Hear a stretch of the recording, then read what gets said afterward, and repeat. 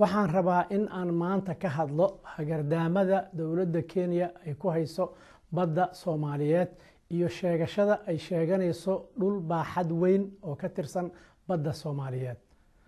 waqtigii ay shaqaynaysay dowladdii dhexe oo Soomaaliya walwal badan lagama qabin difaaca xuduudaha dalka Soomaaliya ha ahaato bad, beri iyo hawada sare.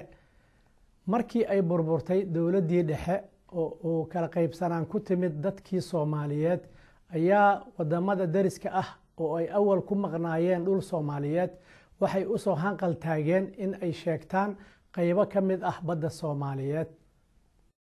xariiqda muujinaysa xadka u dhaxeeya badda Kenya iyo Soomaaliya markii laga bilaabo xuduudka labada dal waxa ay u janjeertay dhanka koonfur bari. xeerarka badda oo Kenya oo soo kala baxay 1972 iyo 1989 waxa ay waafaqsanaayeen qaabka ay Soomaalidu rabtay. maadaama dowladdii Soomaaliya ay ahayd dowlad xoog leh oo difaaci kartay xuduudaha dalka Kenya marna uma soo hanqaltaagi jirin sheegashada badda Soomaaliyeed. waxa aad moodaa in mowqifkii Kenya isbedelay 2005 iyaga oo xariiqintii muujinayay xadka u dhaxeeya Kenya iyo Soomaaliya oo lagu cabirayo badda ay u leexiyeen dhanka bari iyaga oo soo galay dhul aad u fara badan oo Soomaaliya ay lahayd. isbedelka mowqifka Kenya waxaa la dhihi karaa waxa keenay markii 2 sano uu ka socday shir loo qabtay kooxaha Soomaaliya oo ku soo gabagaboobay dalka Kenya in Kenyaatigu arkeen tayada dadka sheeganayay madaxda Soomaaliya oo ay markaas u hawoodeen in ay sheegtaan badda Soomaaliya. xeerka qaramada midoobay ee badaha ayaa waxa uu dalalka xeebaha leh u ogolaanayay in ay sheegtaan 150 mayl badeed oo saa'id ka ah 200 oo mayl badeed oo ay awal lahaayeen. arrinkaas waxa ay keentay in Kenya ay dowladda Soomaaliya ka dhaadhiciso in ay la gasho heshiis ay leedahay muran ayaa waxa uu ka jira xuduudkayaga. dowladda Soomaaliyana aynan waxba ka qabin in ay Kenya gudubsato codsi ay ku kororsanayso qalfoofkeeda badda oo ay ku jirto xariiqdii ay bedeleen oo soo galaysa dhul badan oo Soomaaliya leedahay. madaxdii xilligaas Soomaaliya ka talinaysay waxa ay ku andacoodeen in waxa ay la galeen Kenya aynan ahayn heshiis ee ay ahaayeen is-afgarad. waxa kale oo ay madaxdaasu sheegeen in dad khubaro ah ay u yimaadeen oo 3 saacadood ay u sharaxeen arrinka sidaasna ay ku aqbaleen. cadaadis aad u fara badan ayaa waxa uu ka yimid dadweynaha Soomaaliyeed oo ay uga dhiidhiyeen heshiiskaas Kenya lala galay oo ay u arkeen mid xadgudub ku ah badda Soomaaliya. baarlamaankii ku meel gaarka ahaa oo waqtigaas jiray ayaa waxa uu diiday oo uu laalay heshiiskii Soomaaliya iyo Kenya ay wada galeen.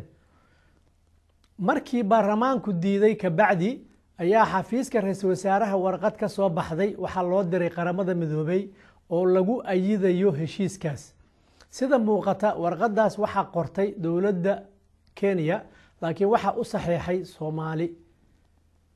markii cadaadiskii shacabka ka imaanayay uu sii batay ayaa waxa dhacday in ra'iisul wasaaraha Soomaaliya oo xilligaas uu warqad u diray qaramada midoobay una sheegayo in aan heshiiskii isfahamka oo u dhaxeeyay Kenya iyo Soomaaliya aan lagu dhaqmi karin.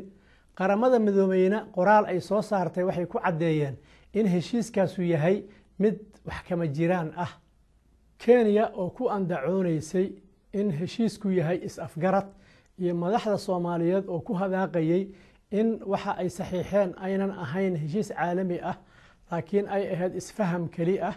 waxa dhacday in dowladda Kenya ay heshiiskii u gudbiso oo ay ka diiwaan geliso qaramada midoobay halkaasna uu ku noqday heshiis caalami ah.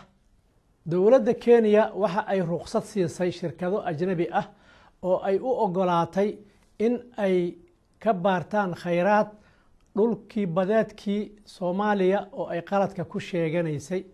bishii 8aad 2014 ayaa dowladda Soomaaliya waxa ay dacwad ka dhan ah dalka Kenya u gudbisay maxkamadda cadaaladda adduunka oo ku taala dalka Holland.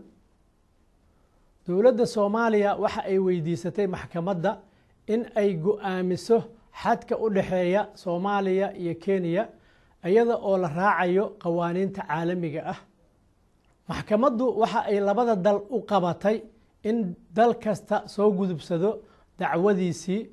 marka hore dalka Soomaaliya ayaa waxa loo qabtay in ay soo gudbiyaan dacwadoodii oo dhammaystiran.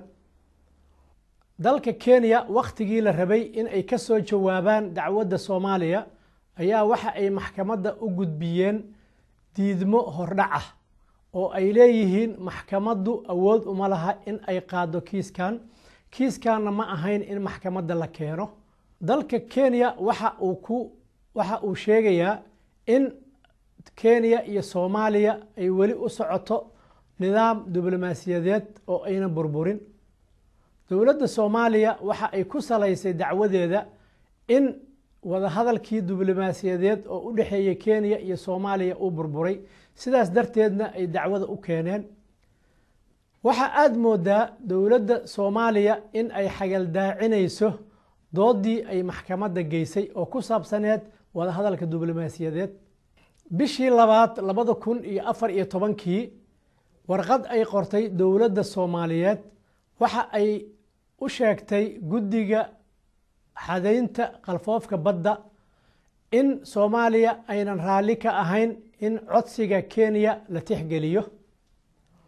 guddiga qaramada midoobay mar uu shirayay bishii 3aad 2014 waxa uu go'aamiyey in aynan tixgelin doonin codsiga Kenya sababta oo ah Soomaaliya ayaa diiday. waxa arrin la yaab leh ah in bishii 11aad 2015 guddigii u cadeeyay in ay mowqifkoodii bedeleen oo ay tixgelinayaan codsiga Kenya sababtoo ah dowladda Soomaaliyeed ayaa warqad soo qortay oo ay ogolaasho u siinayso in arrinta codsiga Kenya la tixgeliyo.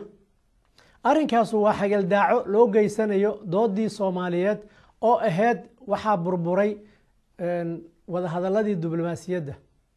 kulan dhex maray wasiirka arrimaha dibadda oo Kenya iyo wasiirka arrimaha dibadda Soomaaliya ayaa waxa ay soo saareen qoraal la leeyahay waxa la sameynayaa guddi iskaashi oo labada dal yeesho. shaqooyinka guddiga ayaa waxa ka mid ahaa in laga wada hadlo xuduudka badda. golihii wasiirada oo xilligaas ayaa arrinkaas diiday, samayntii guddigaasna meesha ayuu ka baxay. bishii 4aad 2016 shir dhex maray ra'iisul wasaaraha Soomaaliya iyo madaxweynaha dalka Kenya ayaa waxa la sheegay in la isku afgartay in dib loo howlgeliyo guddigaas. macnaha ku jira meeshaasna waxa ay tahay haddii guddiga la howlgeliyo waxa dowladda Soomaaliyeed ogolaatay in ay Kenya kala hadasho xadayntii badda, taas oo si cad uga hor imaanaysa doodii Soomaaliya ay u gudbisay maxkamadda cadaaladda adduunka oo ahayd waxa burburay wada hadalkii diblomaasiyadeed oo u dhaxeeyay Soomaaliya iyo Kenya. iyadoo taas laga sii amba qaadayo ayaa bishii 6aad 2016 labada wasiir arrimo dibadeed ee Soomaaliya iyo Kenya waxa ay saxiixeen heshiiskii lagu hirgelinayay guddiga iskaashiga oo shaqadiisu ay ka mid ahayd in laga wada hadlo arrimaha badda.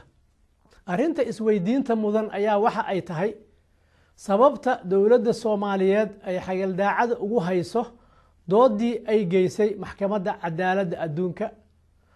dowladda miyaa iska warqabin oo qaar u shaqeeya dowladda Kenya ayaa ku jira, mase waa siyaasad dowladda dhan u ogtahay oo la rabo in lagu xagaldaaciyo dacwada hortaala maxkamadda cadaaladda.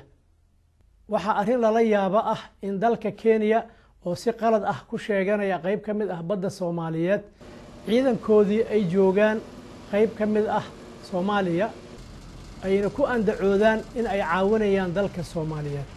waa laba arrimood oo aan isqaban karin in dalka Kenya uu dhinac ka sheegto baddii Soomaaliya oo uu rabo in uu si qalad ku qaato dhanka kalena uu sheegto in uu caawinayo dadka Soomaaliyeed sida muuqata dalka iyo dadka Soomaaliyeed cidna uma maqna ceelna uma qodna siyaasiyiinta jagooyinka ka haya qaybaha kala duwan ee dalka waxaa muuqata in aan lagu halayn karin difaaca badda iyo bariga Soomaaliyeed sidaas daraadeed shacabka Soomaaliyeed waxaa la gudboon in ay is-abaabulaan oo ay ka tashadaan sidii ay u difaaci lahaayeen badda Soomaaliyeed cadaadis u saari lahaayeen ulana xisaabtami lahaayeen siyaasiyiinta u muuqda in ay dana gaagaaban ka fakarayaan dadka Soomaaliyeed waxaa laga rabaa in ay isku tanaasulaan oo ay ka fakaraan sidii ay u hirgelin lahaayeen